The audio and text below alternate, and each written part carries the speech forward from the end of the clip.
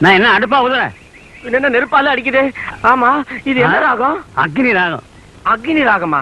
அப்படின்னு ஒரு ராகம் இருக்கு? அது உனக்கு தேவையில்லாத வேலை. அது போகட்டும், காயத்ரிக்கு கல்யாணம் பண்ணி வச்சோமே, அத பத்தி ஊருக்குள்ள என்ன பேசிக்கிறாங்க? கல்யாணம் பண்ணி வச்சோன்னு பேசிக்கிறாங்க. அண்ணே, பக்கத்துல பாடஞ்ச கிணறு இருக்கான்னு பாருங்க. ஏன் தள்ளி விட்டுலாம். இதோ பாத்துறேன். அண்ணே, அரடே வாடா மைக்கு. இவன் தியேட்டர்ல வேலை செய்யறவன், ஜனங்களோட ஒன்றி பழகுறவன், இவன் கூட கதை தெரியும். ஏண்டா அந்த காயத்ரிக்கு கல்யாணம் பண்ணி வச்சோமே, அத பத்தி ஊருக்கு என்ன பேசிக்கிறாங்க? எல்லாருக்கும் வருத்தமாண்ணே. ஏன்? வாய்க்கு ருசியா ஒரு சாப்பாடு போச்சுன்னு வருத்தப்படுறாங்க. இவ்வளவுதானா? ஒரு நாளைக்கு எல்லாருக்கும் சேர்த்து மொத்தமா சோற போட்டுருவோம். ஆனா ஒருத்தருக்கு மட்டும் ரொம்ப ரொம்ப சந்தோஷம். யாருக்கு? நம்ம பிரசிடண்ட் பொண்ணு கீதாவுக்கு. கீதாவா? இதுல அவளுக்கு என்ன சந்தோஷம்? அநியாயத்தை அதிட்டு கேட்ட உங்க தைரியம் ரொம்ப பிடிச்சு போச்சான். அப்படின்னா கல்யாணத்தை நானும் நடத்தி வச்சிருப்பேனே. எது?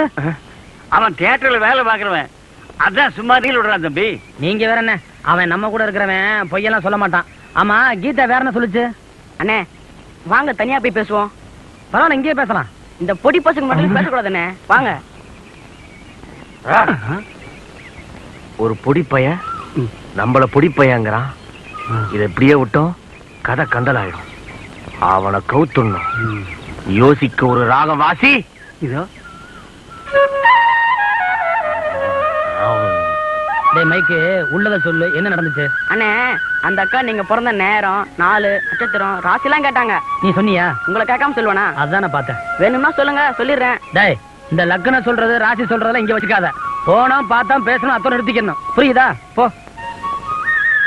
நல்ல பொண்ணு, யோசிச்சு சொல்லுங்கண்ணே. நல்லா யோசனை தான் சொல்றேன். வேலை பாரு போ. அப்ப சொல்ல வேணாங்கிறீங்க? அட போடாங்கிறேன்.